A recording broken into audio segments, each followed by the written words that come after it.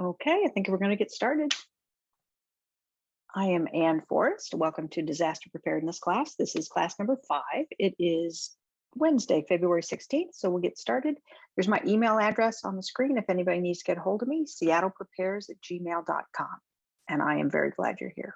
So we're going to talk about what my plan should look like. We hear that a lot. Everybody tells you to make a plan, but it's difficult if you don't know what you're aiming for. I think examples are really, really good. So I'm going to go through the example for my family, and hopefully you'll learn from that. In order to plan smartly, you have to know your hazards. Are you planning for hurricanes, for earthquakes, for floods? So these are the hazards we have in Seattle. Number one is always earthquake. It has not changed probably since they started doing this, because if an earthquake happened, so much would be impacted. Even a small earthquake would impact almost every system we have. Electrical, water, transportation, the hospital system, all kinds of stuff would be impacted. So earthquakes are always going to be on the top of this list. All of the hazards that are highlighted are ones where our best guidance, the smartest thing to do, the safest thing to do is to shelter in place.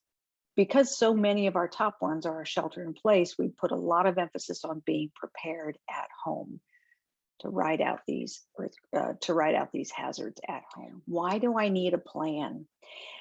After a disaster, common thinking is that people panic and they just run around like chickens with their heads cut off. That is not actually what we do.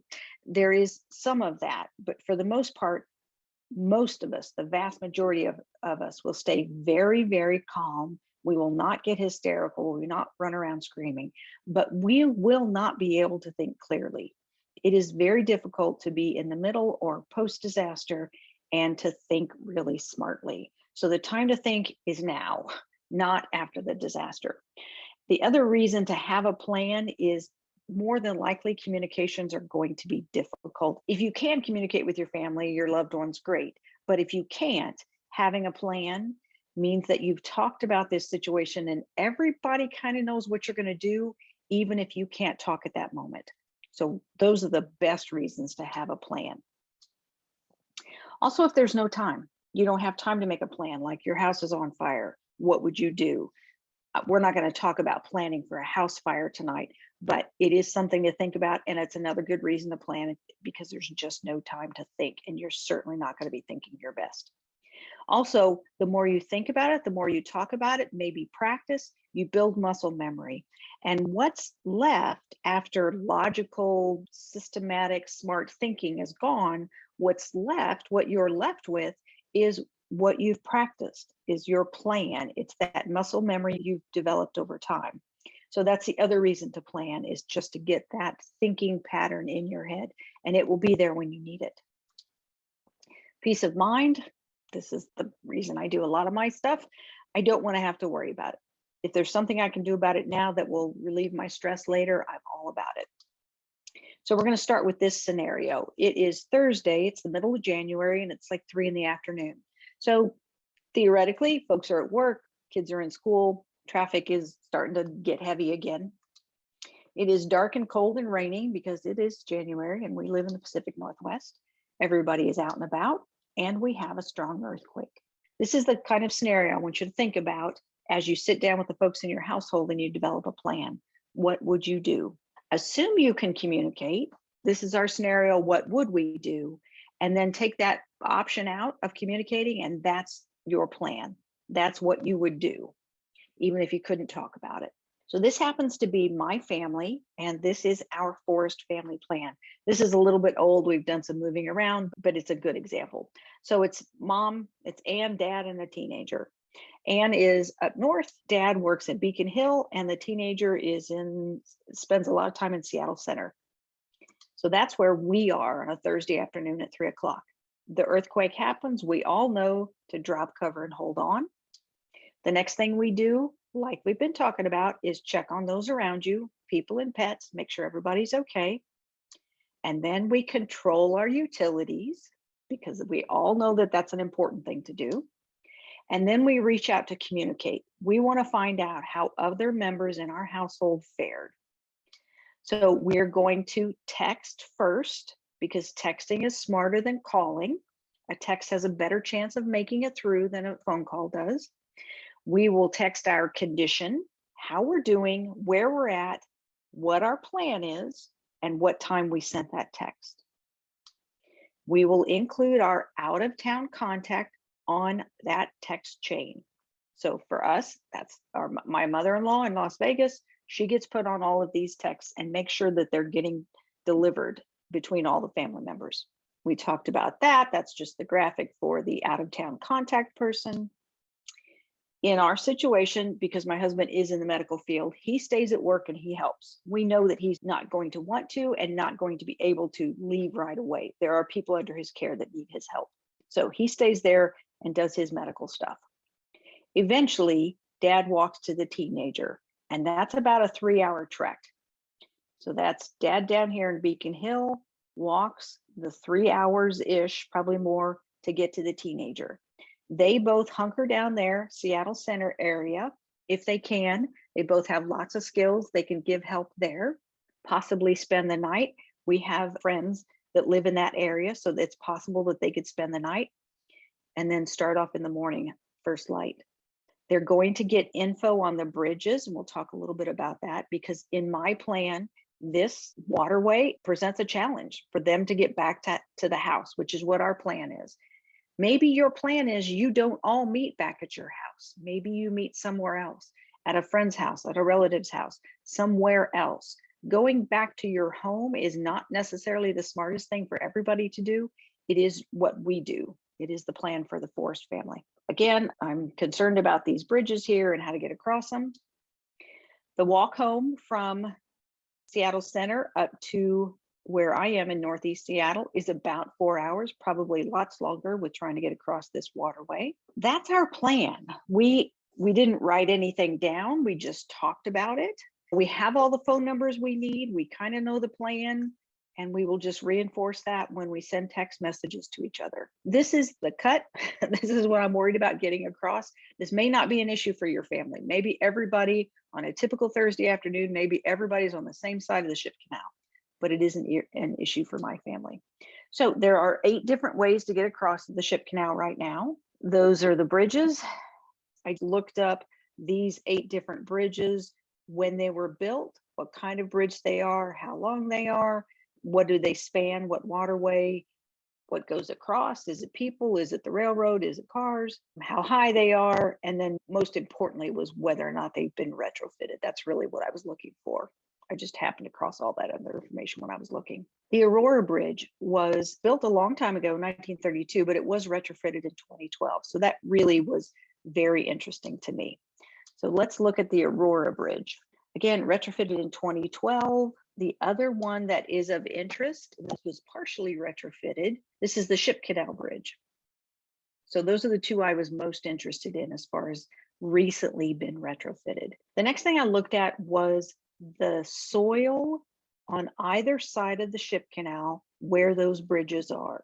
The bridge might have been retrofitted, but is the soil underneath on either side getting to that bridge, is that going to be really, really difficult? So those are the 2 bridges I was most interested in because they had been retrofitted. Obviously the Aurora Bridge, the green one, looks a little bit better. There's just less liquefaction on the southern side of that bridge. Another option is were these cuts. I forget what they're called. I'm not really good with the geology kind of stuff, geography. But these cuts seemed very interesting as far as a very narrow space where maybe my family could wade across, swim across, get somebody to take them across in a canoe. Who knows what options are there? And because these have been cut through bedrock, basically, I was really curious to see that there was no liquefaction on either side of these cuts. So that seems like the banks of these cuts would be fairly stable, and maybe it would be an okay place to cross. I have not confirmed that with anybody that knows what they're talking about. I don't even know who to ask of whether or not this is a solid plan. Someday I'll find out. The other thing I was looking at was landslides, and hopefully you've had a chance to look at the Seattle Hazard Explorer and look at where you spend your time, whether it's your home, your church, your school, your work, whatever. and looked at the hazards that are around where you spend all your time. Again, these are the two bridges I was looking at. There has been landslides at the other southern side of this one, and then same thing here. This must be a fairly decent slope on the south side of that Aurora Bridge. So those aren't great. Again, the cuts look pretty decent. It doesn't look like there's super slope hills that'll cause a problem after an earthquake. If my husband doesn't have to go get my son, and he was going to walk straight north to Northeast Seattle, I would encourage him to take this bridge. That's what he knows based on my really amateurish looking into the situation. The Seattle Hazard Explorer is the name of the tool that you want. There is a link somewhere on your homework, but I will send it again with this week's recording just to make it super easy for you to find, and you can play around with it. It's a fabulous tool. I absolutely adore it. Best way to check the status of the bridges during disaster when phone lines and or Wi-Fi may be down. That is a really good question. Hopefully we would get some kind of information on the emergency radio stations. Another option might be to go to your local emergency hub, and we'll talk about those next week. You might be able to get information about bridges from the Emergency Communication Hub network, and we'll talk about that. But we're going to keep going. These are the things that you need to think about for your particular household. I've only shared what's important to me. We don't have little kids. Everybody's plan is going to look a little bit different, but think about how, where, and when you would like to get your household back together. And again, maybe your home base is not the best place. What do you need to do at work before you can leave? And it may be that your plan is just to drop everything and run out the door, but maybe there are some very smart things you could do first. Putting on really sturdy shoes, grabbing your get home bag. There's a couple things you should do before you head out. But truly talking to your boss now, or if you are the boss, figuring this stuff out. What should we do to our business location before we head out to make recovery easier? If you have kids in school, talk to your school administrators about their reunification plan. On the handout for today, at the very bottom, you will see a link to a school reunification plan video. Your normal 3:15, all the second graders line up outside on the sidewalk and wait for an adult to come get them, or wait to hop on the bus, or whatever the plans are. That whole system is interrupted because parents will be arriving willy-nilly as soon as they can get there and picking up their kids.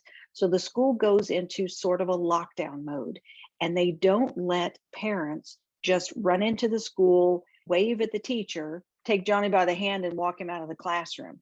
The school really cracks down. They tighten up the whole system. Doors are locked, kids are sequestered together, out of sight of parents, and you are reunited with your child one at a time. You have to produce ID, you have to prove that you are an adult that is allowed to pick up that child, and you will be escorted to that child one at a time, and typically you leave out the back door because the school doesn't want you and your child walking past the parade of parents out front who are going to say, hey, is Denisha okay? Did you see Leonard? What's going on? How's my kid? They want you to take your child and get home. Go on about your business, go to the other school and pick up your second child who's in a different school, whatever. They want you gone and out of there, but they have to make sure that they send the right kid home with the right adult. The whole system is very, very slow, very methodical. It's well thought out. It's really smart, but it is very frustrating for parents, especially if you're not expecting it. So I am encouraging parents to talk to the school administrator and go, hey, tell me about this reunification plan. What does that look like here? Where am I supposed to wait? What kind of ID do you need me to have?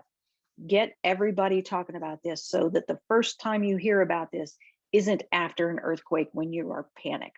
If you have a pet sitter, talk to them. What are their plans? And then if you have anybody in your household, in your family, in your sphere of influence that has special needs, elderly parents, what's the best situation for them? How could you plan now to make that whole event less stressful on everyone?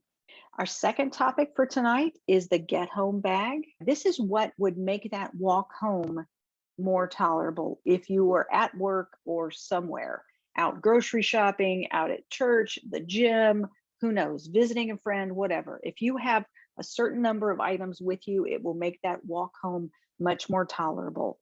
And the reason we expect to walk home is because buses, light rail, all those kinds of mass transit systems are going to stop. Debris will fall onto the roads and make the ability of cars to pass, make it impossible. So we have lots of bridges. Nobody's going to be able to go across those.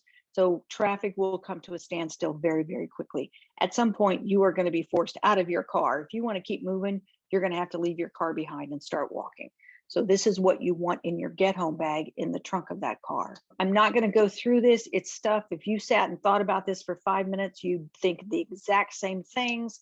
Here's your list. It's on your to-do list. There's no reason to write this down, but put all this stuff together. We had a couple old backpacks around here. We threw it in that, and stuff is just tucked in there, and hopefully we'll never need it. The other thing that's on your to-do list is to make sure that the navigation apps that you have downloaded, and that would be either Google or Maps.me, make sure that you have the map downloaded behind the scenes. If you haven't taken that extra step, then those apps don't work when there's no internet or Wi-Fi. You have to have the maps downloaded behind that app. If you have any questions about that, I'm happy to try and help, or there's also directions in a couple different places. Emergency supplies. I just want to talk about these 3 bags. I hear a lot of people talk about a go bag. In my head, a go bag, because again, our disasters are not disasters you run away from. We don't have hurricanes that give you 3 days warning. And so if you have a better place to stay, you could actually get in the car and drive there. We don't have those kinds of disasters here in Seattle. I talk about a stay box. You really should plan on sheltering in place, having everything you need in your home to last for 2 weeks. That's a stay box.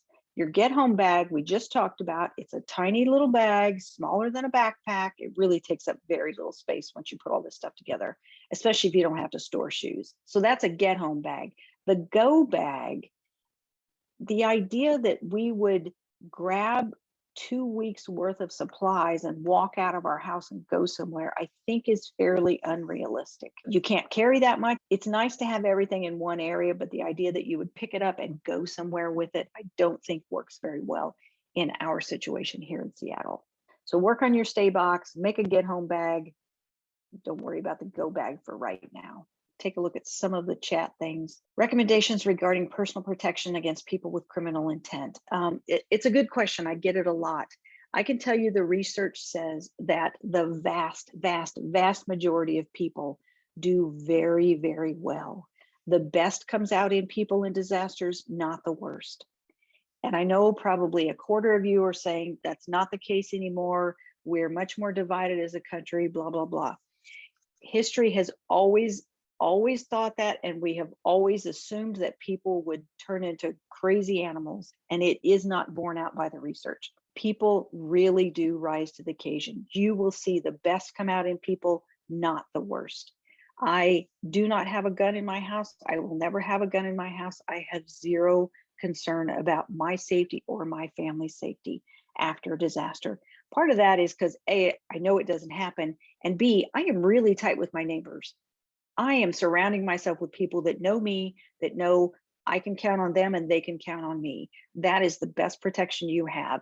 No gun is going to make up for that kind of connection with your neighbors. So recovery plan. This is interesting if you're a homeowner. If you're not a homeowner, this would be the time to leave the meeting, because this is all about FEMA and what they can and cannot do for us post-disaster. And this is our last topic for the night. Everybody kind of assumes that FEMA comes in after a big disaster and they make everybody whole, and they do not. That is not their job. They have never had that mandate. They have never been able to do that. What they could provide is about 18 months of disaster housing. This is where if you can't live in your home, whether that's an apartment building or a single family home, they might be able to give you alternate shelter. It could be a hotel. It could be a FEMA trailer. That is one of their mandates, is to help people with housing so that they can get back into their original house. There are grants, so money you don't pay back, it is given to you. It's capped at $32,000, which if your house has a lot of damage, does not go that far. And actually, you cannot use it for your house. It is to help you with things that are not covered by insurance. You're in a hotel and nobody has any toothbrushes or pajamas or radios or books for school or anything like that. Replacing personal property that you're going to need that wouldn't be replaced by any other kind of insurance. If you need transportation back and forth and your car was smashed, maybe it would help with that. Again, it's $32,000. It doesn't go that far. FEMA does offer loans. It's through the Small Business Administration. They are low interest, but it is a loan, meaning you pay it back. You have to have at least $40,000 of personal property loss or a $200,000 real estate loss. Keep in mind, this is a loan from the government on top of your mortgage if you still owe money on your home. So that's the information about what FEMA will give you. There is really nothing else beyond that. You can go online and read what FEMA does. This is basically it. They do not make you whole. They do not give you $400,000 to fix your home, to sell it, to then move away. That does not happen. What about the option of walking away from our mortgage? Is that truly an option? So this is very technical. It's most of it's written down on your handout. In the foreclosure world, which is what we're talking about, you walk away from your mortgage, it goes into foreclosure, and the bank has to figure out what to do with it. Two kinds of states, and this is like physical states, like 50, physical states. You're either in a recourse state or a non-recourse state. A recourse state means that the borrower is personally liable for the debt. So there is no walking away. It doesn't matter where you go, you're still going to owe that mortgage, even if your house is completely wrecked. So that's a recourse state. A non-recourse state says that the lender can't do anything other than foreclose on the property. That'd be the kind of state to live in if you're going to walk away from a mortgage. Washington State is neither of those. It's kind of a hybrid between the two of them. It is a non-recourse state, sort of. Here's my example. You owe another $300,000 on your house. There's a big earthquake. You cannot inhabit your house. It's not safe to live in. It won't be safe to live in despite lots of money in repairs. You just want to walk away. You want to stop paying your mortgage and you want to let it go into foreclosure. And you do that. The bank sells the house for $100,000. So you owe $300,000 on it. The bank was able to recoup $100,000. In a pure non-recourse state, the bank just absorbs that $200,000 loss, writes it off, nothing happens. It's called a non-judicial foreclosure, meaning they don't get a judge involved, no judge. Judge is not involved, the issue stops there. The bank somehow absorbs the $200,000 loss. That is a pure non-recourse state. Washington is not a pure non-recourse state. A judicial foreclosure is an option in Washington State, meaning they can get a judge involved. A bank puts a lien on all real and personal property. They can garnish your wages, do whatever they need to do to recoup their losses of that $200,000. So that's the state we live in. You might get away with it, but they do have the ability to sick the law on you and get what they lost out of you, even if you're a couple states over. So if you refinanced your house, consult a lawyer. I'm not a lawyer. Your situation changes quite a bit. That's it for today. That was a lot of information, but I just wanted to disavow you of this idea that you could walk away from your mortgage and everything would be hunky-dory and it'd never come back to bite you. It very well might. Next week, we're going to talk about, again, this importance of neighbors. Man, I cannot stress it enough. Preparing with neighbors and then preparing with your community, which is the emergency communication hubs that I've kind of hinted at. Somebody asked about earthquake retrofitters. The city used to have a list of people that were kind of blessed by them. I will try and find that. The last time I looked, I couldn't, but maybe it's there again. The cost, if you did it yourself, is about $5,000 ballpark. If you have someone do it, it's closer to $10,000 to $15,000. It depends on how complicated your house is. It depends on whether or not your basement or your crawl space or whatever is easy to get to. Is your basement finished out? All that kind of stuff matters. If your house has not been retrofitted, I would at least get somebody out to give you an estimate on what it would cost to get it done. We looked at the cost of insurance versus retrofitting, and we put our money in retrofitting. I don't know if that was a smart thing, but we couldn't do both at the time. So we did retrofitting, and we do not have earthquake insurance. When I looked for earthquake insurance, and this was about 7 years ago, 6 or 7 years ago now, the earthquake insurance by itself was as much as our all over coverage. for the house. So basically our insurance requirement doubled. So instead we took that money over a couple years and dumped it into getting the house retrofitted. The city has a plan, and it's not really up and running right now because of COVID, but the city does have a plan where if your house is kind of typical and sort of on the simple side, that they have a streamlined permitting process for you. You know, you just kind of fill in the boxes. Basically, I'm seeing some folks shaking their heads, yes, like they've gone through it. They have streamlined that process so that it's not such a headache for homeowners to go to the Department of Construction and Inspections, I guess, the DCI department. So you kind of go in there armed with a process they're already familiar with, and they don't rubber stamp it, but it's pretty close to it because you've followed this program that the city put in place.